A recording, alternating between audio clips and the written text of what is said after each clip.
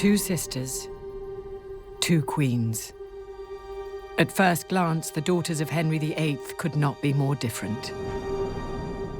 The relationship between Elizabeth and Mary is a very difficult one to read. There's an enormous age gap, for one thing.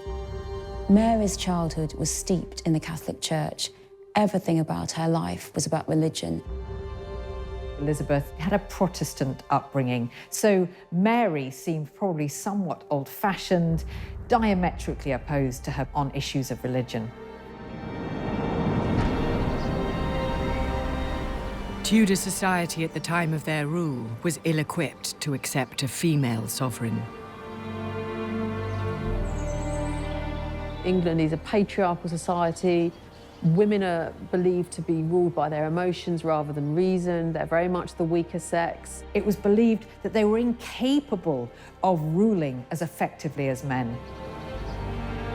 One's reign was short, the other's long. One was Catholic, the other Protestant. One was allied to Spain, the other's greatest triumph came in defying them. There's no doubt that Elizabeth gets to learn from Mary's mistakes and borrow from her example. Elizabeth's decision not to marry is a pragmatic and calculated decision. She's seen how wrong it can go with Mary.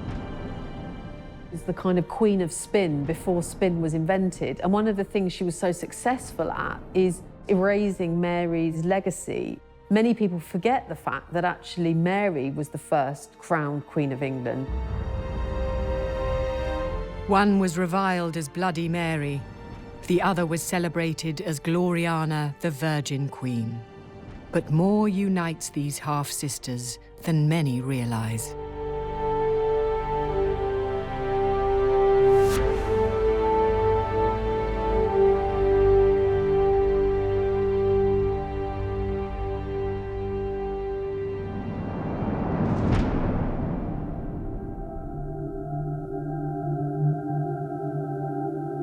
Mary was born in Greenwich on the 18th of February, 1516. Her mother was Henry VIII's first wife, Catherine of Aragon.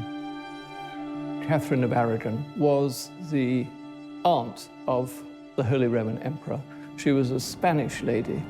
She was deeply steeped in the Catholicism of Spain. Catherine of Aragon had come from a family of very impressive women. Catherine of Aragon's mother, Isabella of Castile, was a real warrior figure, and she educated Catherine of Aragon and her children essentially on the battlefield. I mean, she was very, very keen on educating all her children, male and female. And Catherine of Aragon was one of the most educated, accomplished women in Europe. Although not the hoped-for son, Mary was a relief to her parents. They had been married almost 7 years, but a series of miscarriages and stillbirths had denied them heirs. Mary was proof they could have children. With Catherine only just 30 and Henry even younger, there was still hope that a younger brother would one day join Mary. As a child, Mary was fair and ruddy-cheeked, just like her father. Henry loved children and doted on his daughter. She had the finest education a girl could expect at this time. Mary, as far as Henry was concerned, should be brought up to be a good wife.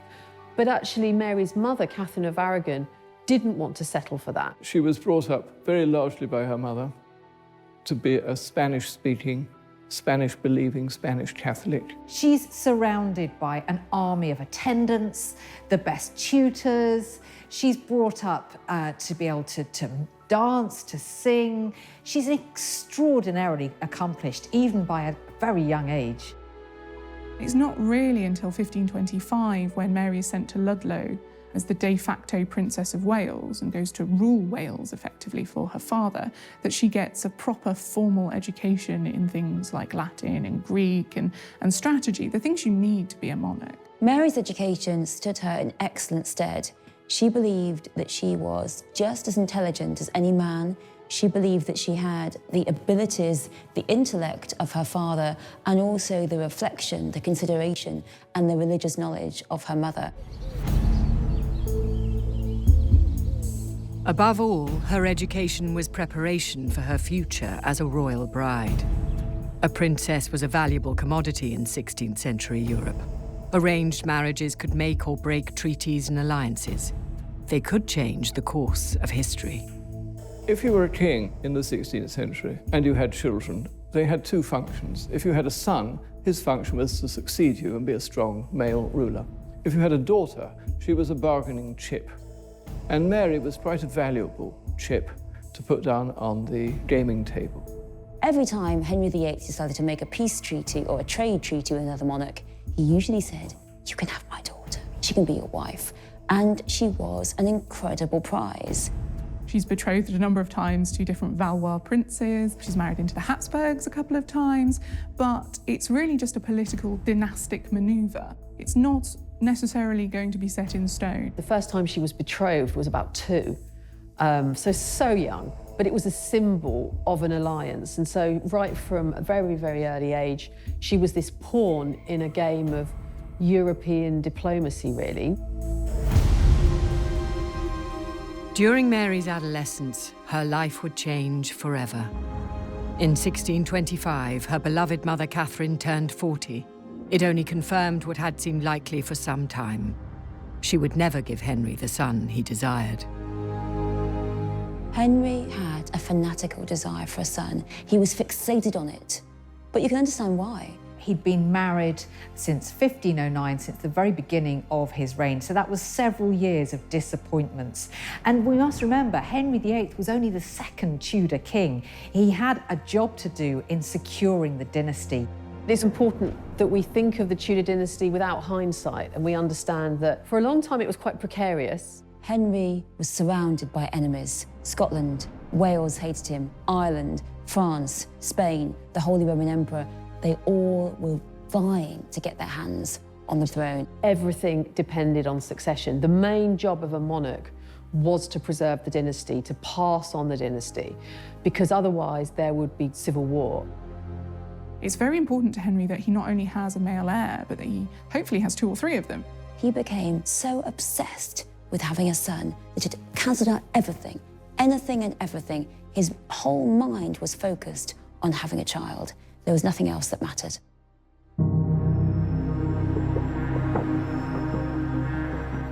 Henry's affections abandoned Mary's mother. He had become obsessed with one of the Queen's ladies-in-waiting, Anne Boleyn. The king had taken mistresses before, but never like this. Henry fell passionately in love with Anne.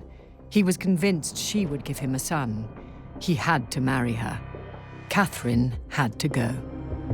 Catherine and Henry had had a very happy marriage for 20 years, but once she was beyond childbearing years, their marriage really did fall apart. Henry became obsessed by the idea that he was cursed, and he blamed the fact that Catherine had been married to his brother, who had died before she'd married to Henry. Henry decided that this particular verse in the book of Leviticus meant that his marriage was incest, and that he should therefore be allowed to declare that the marriage was null and void, that it had never taken place. There were tremendous argy-bargies about it between the various ecclesiastics involved. Catherine refused to cooperate, and the Pope was unwilling to grant an annulment. The process dragged on for almost a decade. The adolescent Princess Mary was caught in the middle. Determined to break Catherine's resistance, in May 1531, Henry banned Mary from seeing her mother. They could see each other, the king decreed, only if both declared their support for the annulment. It was a cruel thing for Henry to impose on a daughter he had once doted upon, and it was ineffective. Catherine still did not bend. This is heartbreaking for Mary. Mary had a very difficult adolescence anyway. She was often ill, she suffered from low spirits. So the fact was, her father was trying to declare her illegitimate. He was trying to divorce her mother and really push her aside and push her, it seemed, out of the line of the throne. So nothing could have been worse for Mary, and it really did form the woman she became.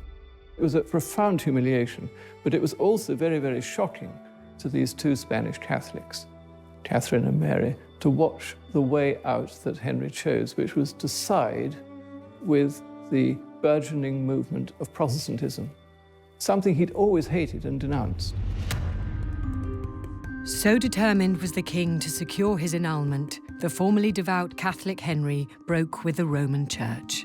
He declared himself supreme head of the Church in England. The new Archbishop of Canterbury, Thomas Cranmer, soon granted him the annulment. In January 1533, Henry married Anne Boleyn. She was already pregnant. That summer, she was crowned Queen of England in a lavish coronation. Just weeks later, Anne went into labour. On the 7th of September, she gave birth. Not to the son she had promised Henry, but to a daughter, Elizabeth. Despite this disappointment, Elizabeth was a delight to her parents. She was proof to the court, to England, and to all of Europe that Anne was fertile and that Henry's seed was strong. Surely it would not be long before a son was born to the couple. The arrival of a half-sister was no cause of celebration for Mary. Instead, it heralded a new phase in her humiliation. On the 7th of September 1533, Henry VIII's second daughter was born at Greenwich Palace. She was named Elizabeth after the king's mother and declared the high and mighty Princess of England. But the birth meant demotion and humiliation for Elizabeth's half-sister, the 17-year-old Mary. Mary was now pretty much a forgotten, illegitimate daughter. Henry orders for all of the sort of badges of honour to be removed from Mary and her household. She loses that status. She loses her own livery. She has all of the trappings of a princess taken away from her.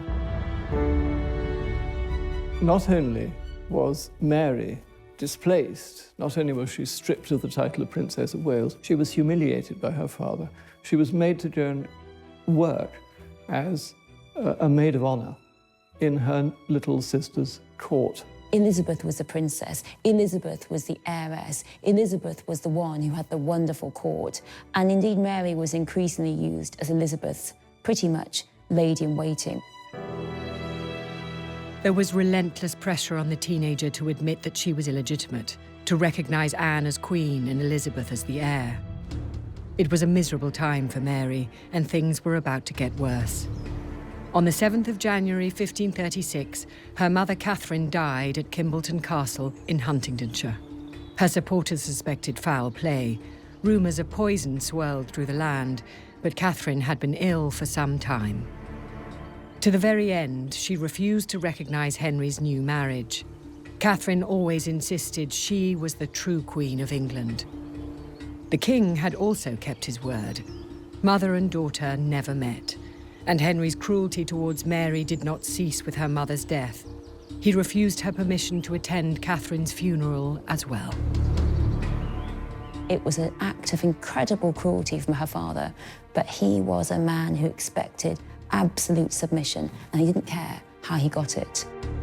When Catherine of Aragon died, Mary was really the main figurehead for the old religion, as it was called.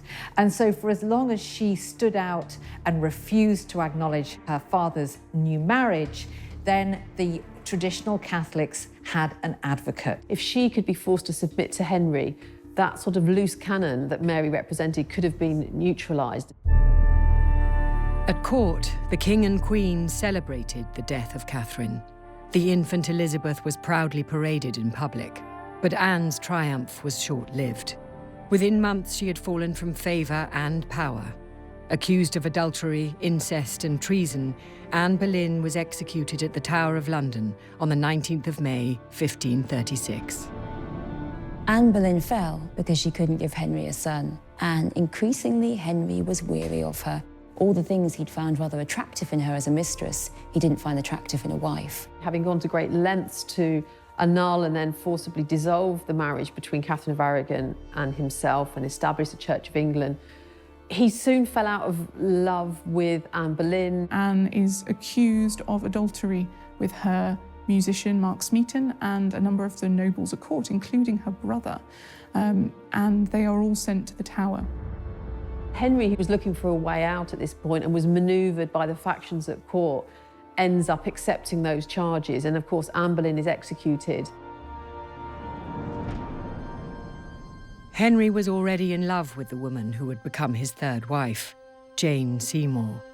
They were married just days after the execution of Anne Boleyn. It was at this time that Mary finally caved. Still mourning her mother, she was desperate to regain the love of her father, and she was frightened of what he might do to her. She finally recognized Henry as head of the Church of England and acknowledged that she was an illegitimate child of incest.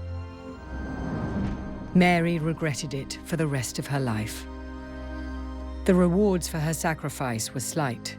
She was allowed back to court, but the new Act of Succession did not restore Mary as his heir. Instead, it stripped Mary's half-sister, the infant Elizabeth, of her titles and status, and it made any child of the new Queen, Jane Seymour, next in line to the throne. That child came in the autumn of 1537. Henry finally got what he had long craved, a son, Edward.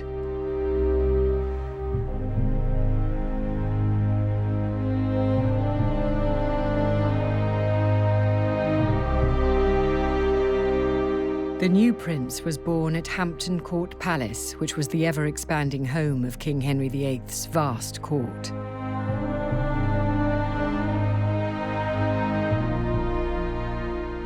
He's delighted, he's thrilled, everything has been vindicated.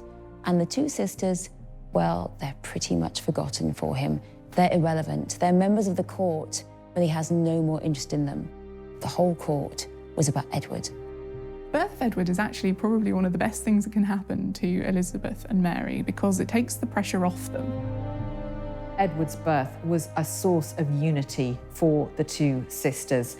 They already had their illegitimacy, as Henry saw it in common, but now they had a brother.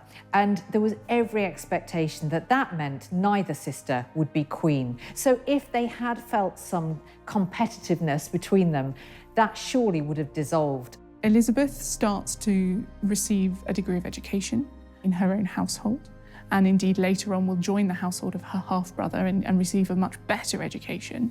And then for Mary, she's invited back to court. So she spends an awful lot more time at court with Jane Seymour. She becomes reacquainted with her father. So her fortunes take a massive upswing. Queen Jane died soon after Edward's birth. 3 other wives would follow for the king over the next decade, but there were no more siblings for Mary and Elizabeth. For the rest of their father's life, they shared the same uncertain status. Henry VIII died on the 28th of January, 1547.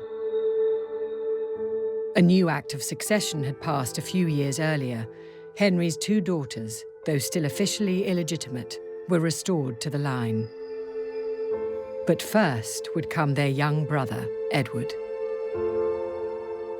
Edward came to the throne when he was very young, and he had what we call regencies, protectorates, pretty much a succession of powerful men pulling the strings. They were pushing the country in a very Protestant way, but also Edward himself was a very keen Protestant, and a lot of what was happening during his reign was at his behest. He was described as a lusty child, well-fed. You only have to look at the early portraits of him to see he was thriving. He was very sporty. He was a good horseman. He was a good athlete. He aspired to, as his father had done, to fight in tournaments. There's no evidence to suppose that he was a weakling in any way. Historians have increasingly identified that although Edward was still a boy king, he gradually is becoming much more interested and able and keen to assert himself. So the king remains an important figure, even though he's a boy. The reign of Edward VI would prove a difficult time for the 2 sisters. The teenage Elizabeth was placed in the household of Henry's last wife, Catherine Parr. There, it is thought she was sexually abused by Parr's new husband, Thomas Seymour. Mary, meanwhile, clashed with her brother's government over its religious reforms. She refused the new English prayer books. Her household maintained the traditions of the old religion. She's at loggerheads with the council for much of Edward's reign over her right to have Catholic mass said in her household. Edward is saying, you will submit to me, I am king. And Mary says, you're my little brother. I'm certainly not going to take orders from you. So they have these really quite full-on spats. Mary was not a softly sort of person, and there was a terrible Christmas when they had a stand-up row in front of the whole court, and both of them burst into tears over religion, over the fact that Mary disbelieved. Mary thought what he was doing was wrong, and he thought what she was doing was wrong in the Catholic Mass. There was no way of finding common ground between them.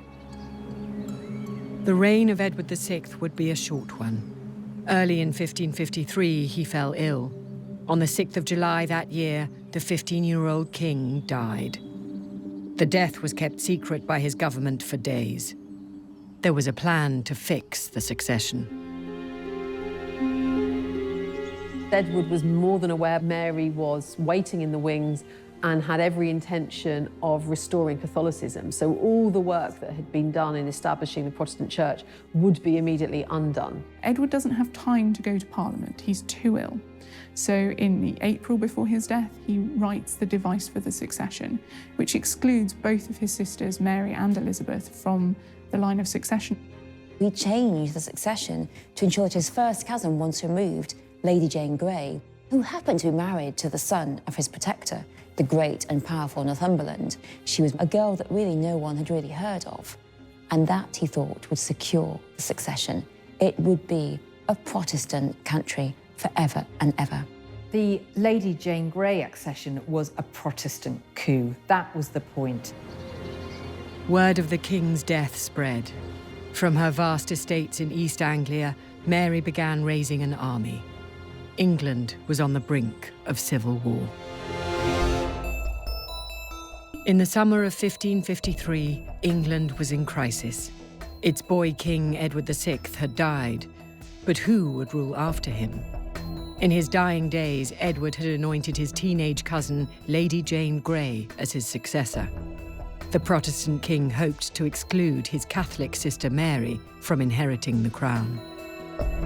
About 3 days before Edward's death, Mary's riding to court to see her brother, believing that he's been unwell, he's now better, and she's been invited to court. She was going to be seized and imprisoned so that Lady Jane could ascend the throne. They had fundamentally underestimated Mary. She got as far as Hertfordshire, and she got a tip-off from court, from a supporter at court, saying, "Do not come. There's a plan, basically, to capture you." She didn't have much good luck in her life, but this was good luck. One of her supporters rode like Billy-O through the night and got to her and told her that she was the Queen of England. She turns around and rides with all of her retainers into East Anglia and starts to muster her troops. It was an area in which Mary held extensive estates, so she could call on a great deal of support. She thought that this is her chance. God has protected her through all of her life to take her place on the throne and to restore Catholicism. So this was absolutely her divine mission. Mary was absolutely determined and prepared to fight for her throne if she needed to. And that's where this Tudor, pig-headed, stubborn attitude comes in. On the 10th of July, Edward's council, led by the ambitious Duke of Northumberland, declared Lady Jane Queen of England. The council seemed to hold all the cards. They had London, its tower, and its armoury. Northumberland set about raising forces to apprehend Edward's sisters, Mary and Elizabeth. And the minute he left, all the people started saying, is that really a good idea? The Privy Council suddenly starts to panic. When she's proclaimed queen, there's a stony silence around London. It's sort of an eerie experience that nobody's cheering for Queen Jane. They saw her for what she was. She was a usurper, albeit an unwilling one. They wanted the daughter of Henry VIII to be queen. The people wanted the correct person to be queen, and that was Mary. There would be no civil war, no armed conflict at all. As the frightened Jane waited in the Tower of London, people across the country declared their allegiance to Mary instead. Even Northumberland himself was soon forced to face the inevitable. 6 days after leaving London to arrest Mary, he recognised her as queen. At once, Mary marched on London to begin her reign. Her sister Elizabeth was left in a precarious situation. She was Mary's heir. She could be an ally or a threat. In early August, Elizabeth met her sister outside London. Accompanying her were 1,000 horsemen. Her gentlemen dazzled in green and white Tudor livery. It was a statement of support for Mary, but also a reminder of Elizabeth's own status and power. Together, the two sisters rode into London. London had been waiting. They'd swept the streets, they'd covered the buildings with tapestries, and Mary came in looking every inch a queen. She is dressed all in purple, royal, regal colours. She's festooned with jewels and pearls. She's really presenting herself in the most spectacular fashion so that people immediately understand that she is the centre of attention. Mary didn't have a stage presence. She was awkward, she was shy, but nevertheless, it was a magnificent spectacle as this rightful queen, who was going to restore unity and peace, came into London, followed by the statuesque, tall, by now strangely ethereally beautiful sister, Elizabeth. Both Mary and Elizabeth had a very keen sense that they were both Henry's daughters. There was a real sort of sense of Tudor legitimacy flowing through their veins. Now, this was a show of solidarity. That's what it was intended as, to show off the strength of the Tudor dynasty. But there was an awful lot more simmering beneath the surface of this display. Elizabeth was above all a politician, and she wanted political influence for herself and to protect her interests. And she knew the best way was to throw herself behind her sister. And when she rode in, yes, it was all about Mary, the Queen, but it was also about Elizabeth behind her, the second in line to the throne. Mary was crowned on the 1st of October. She started as she meant to go on. It was a Catholic service.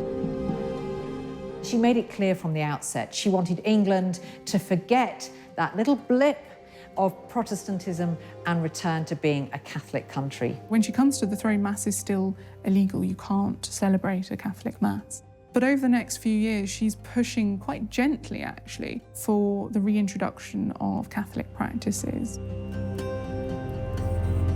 The chief obsession of Mary Tudor was to restore the Catholic faith to England. And it was that aim which determined all her political life, all her foreign policy, everything. They were going back to the Catholicism of her youth. Britain was now a Catholic country, and everyone had to obey that. And if you did not obey that, you would be punished. But if the Catholic faith was to be restored in England permanently, Mary would need a child. For that, she needed a husband. Her choice stunned advisors and the nation. He was to be Prince Philip of Spain, heir to the Habsburg dynasty which ruled much of Europe. They married on the 25th of July, 1554. They had met just 2 days earlier.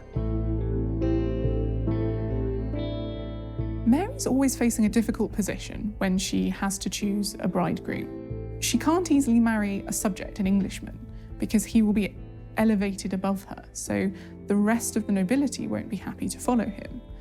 And if she marries a foreign prince, she essentially puts England into the hands of a foreign power. So she's really damned if you do and damned if you don't. Mary had Spanish support when she had been excluded from the throne. She wanted to pay them back. And above all, she wanted to make this great dynasty to be like her mother, the Spanish princess, to marry once more into Spain, create this unity, just like her father and mother.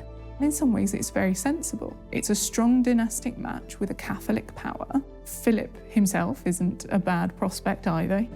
A very advantageous marriage treaty was drawn up, what we might describe as a prenup these days, which basically said Philip had very little role in government. He couldn't introduce new languages into government. He couldn't, make appointments. He couldn't take Mary out of the country. England couldn't just naturally be drawn into his wars. However, many people feared that a marriage to Spain when Mary was a woman would basically mean England getting swallowed up in the Spanish Empire, and that Philip would end up running the show. Poor Mary never grasped this fact.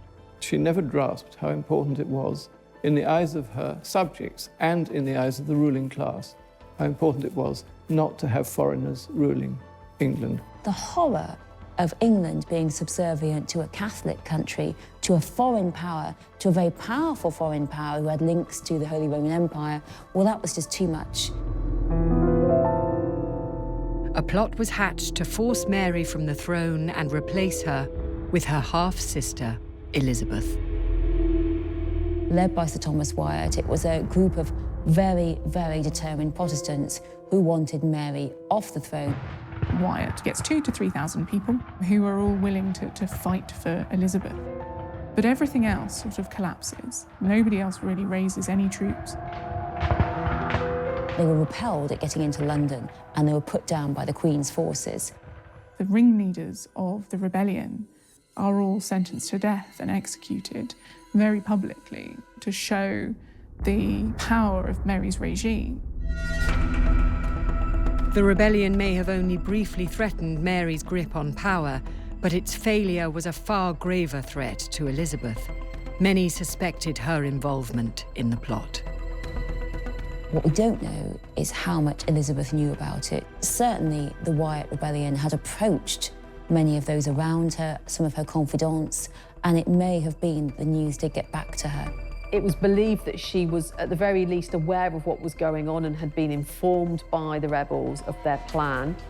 Elizabeth was in a very awkward position, really, because she was the champion of her father's reformed religion, and she was the figurehead that the more extreme Protestants were going to use against Mary, so she had to play a very delicate game.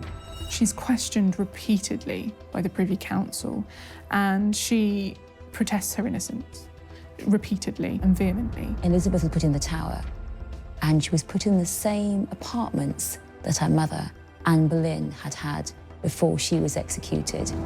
She knows that it's really only a hair's breadth that holds her off from having the same fate. Mary's advisors had a warrant drawn up for Elizabeth's execution, and it said that Mary almost signed it. Her hand was hovering over the warrant when she had an attack of conscience. Mary spared her sister. Perhaps she was moved by the letter Elizabeth sent begging for mercy, or perhaps Mary did not wish to inflame divisions in the country further by ordering her execution. Instead, she imprisoned Elizabeth for a few months before releasing her. Mary, after all, had other pressing matters to attend to.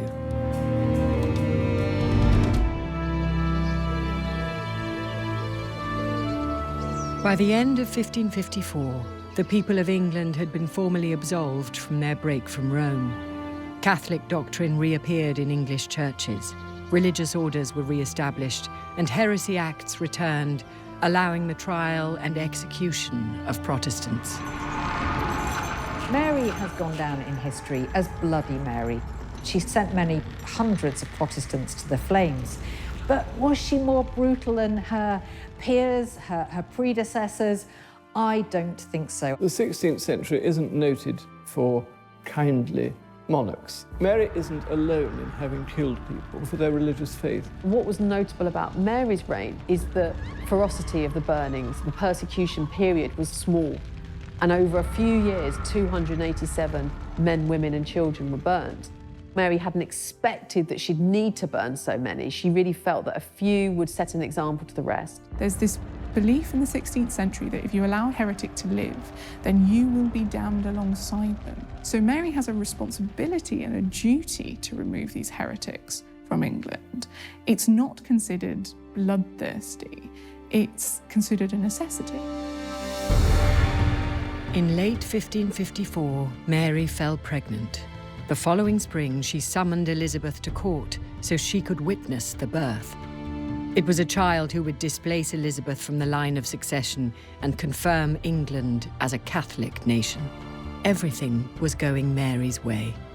It was a moment of great misery for Elizabeth, for all the Protestants, because they really felt that Mary was going to gain what she wanted, a Catholic succession, and England Catholic forevermore. But of course, it doesn't turn out as planned, and this assumed pregnancy turns out to be a phantom pregnancy. It went on and on and on, and everyone waited at the court for the expected due date, but no baby arrived. Mary then has to emerge from her bedchamber and face the humiliation of saying, oh, I wasn't actually pregnant, even though the whole of England, the whole of Europe had been holding its breath, waiting for an announcement of an heir. Mary had never enjoyed good health. There are many reports of her having stomach pains, often feeling faint, feeling sick, even from her early childhood. Now, it's very possible that, in fact, Mary was suffering from ovarian cancer towards the end of her life. This would have explained the swelling in her stomach that was taken for pregnancy. Poor Mary was humiliated, was heartbroken, and Elizabeth, well, she was back in the game. The false pregnancy changed everything. Mary's Spanish husband, Philip, withdrew. He left England to deal with other crises in the Habsburg Empire. In September of 1555, he leaves England, and he'll only return really a few months before Mary dies for a brief spell. It really marks the end of their marriage, which is painful, I think, for Mary. It was perfectly obvious to everyone except herself that he didn't love her, and that he was bored by her. Mary adored Philip. She was obsessed with him, but her feelings weren't reciprocated, and he waited around for the baby, and once he found there was not one, he was pretty angry, pretty embarrassed, and stormed off back to Spain to look at his ships instead. So Mary was doubly humiliated. It was far from the only setback for Mary. She had hoped a Catholic England would be welcomed back into the embrace of Rome. Instead, the country was increasingly isolated. Habsburg wars in Italy had made Mary's husband Philip an enemy of the Pope, the austere and authoritarian Paul IV. Mary's dream of an England united with Rome lay in tatters. She was nearing 40. She was childless and her husband was absent. England's future seemed certain. It was the Protestant Elizabeth who would be queen. Catholicism was once again under threat. Mary entered a mental and physical decline. By mid-1558, her ill health was widely known. Increasingly, she's unable to do as much as she did in the early years of her reign because her health isn't allowing her to do so. I think you can see her judgment going. She couldn't accommodate people of different points of view. She didn't know how to play one person off against another. She was beginning to lose it. The country doesn't like a sickly, weak monarch. They feel as if it's a judgment on them. And because they thought she was dying, that meant that everyone began to think, maybe it's time to move our loyalties over to Elizabeth.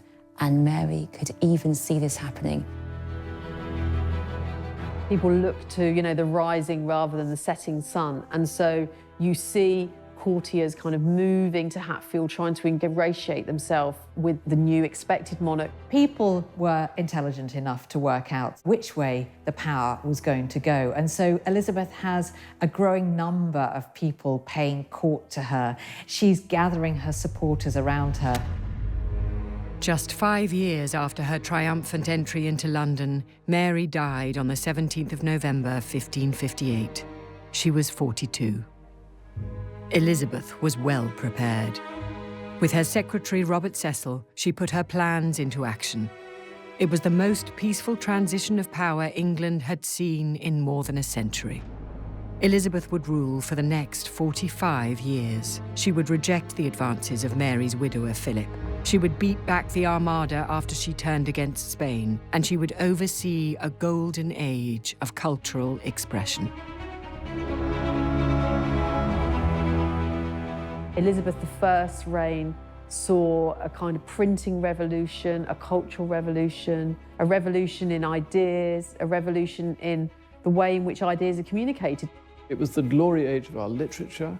It produced Edmund Spenser, Sir Philip Sidney, William Shakespeare, Christopher Marlowe, John Donne. She was just the best ruler this country has ever had. There's no question about it.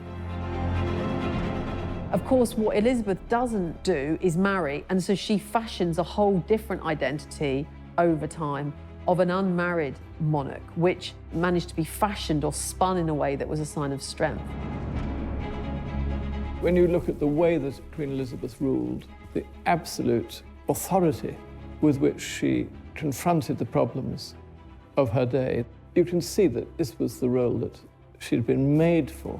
Elizabeth glorifies herself by making her own image bigger, brighter and shinier than anything that's gone before. History often tries to make us see a clean break between Elizabeth and Mary, but really Elizabeth inherited a lot. Certainly the dull, important things like fiscal reform and the development of the navy, this is all stuff that Mary is beginning. She lays all of the groundwork. Mary was very, very interested in expanding British explorers. She encouraged them to go to Russia and the Baltic. She wanted them to go to America. She was keen on the northern explorations, the Northwest Passage and things like that. Elizabeth took what her sister Mary had started and made it her own. But during the course of her reign, she never married and never had children. The dynasty begun by her grandfather ended with her. There were no more Tudor monarchs. The crown instead passed peacefully to Elizabeth's cousin, the Scottish King James VI. This first Stuart King of England saw to it that the two sisters, the two queens, Mary and Elizabeth, were buried together. They lie in a monumental tomb in Westminster Abbey. But the two women, different in so many ways, share more than just a final resting place. Each had been a celebrated heir to the kingdom. Each had been a child denied by their father. Each had struggled through a sibling's reign. And each had faced the challenge of ruling as a woman. It was Mary that actually first articulated female sovereignty, who talked about a queen being the mother of the nation, all things that are sort of later attributed to Elizabeth. Even though she wasn't a shining example, she had that kind of hard initial work to do in order to convince the people of England that queens weren't a bad thing. Mary passes a law that says that regnant queens have all the authority of kings. Elizabeth benefits from that. Nobody questions her power and authority because her sister's already been there and established what a regnant queen can and cannot do. Both of them showed that a woman could do the job just as well as a man, and they were just as clever, and they were just as open to political intrigue and to political deception. Without them, you don't get Victoria, you don't get Elizabeth II. You would always have that idea that a woman would be lesser than a man when it came to the monarchy. It can be easy to assume when we look at the current British monarch that a queen is commonplace. But the familiarity of a ruling female monarch can be traced back to the groundwork which was set nearly 500 years ago by Mary and Elizabeth, two extraordinary sisters.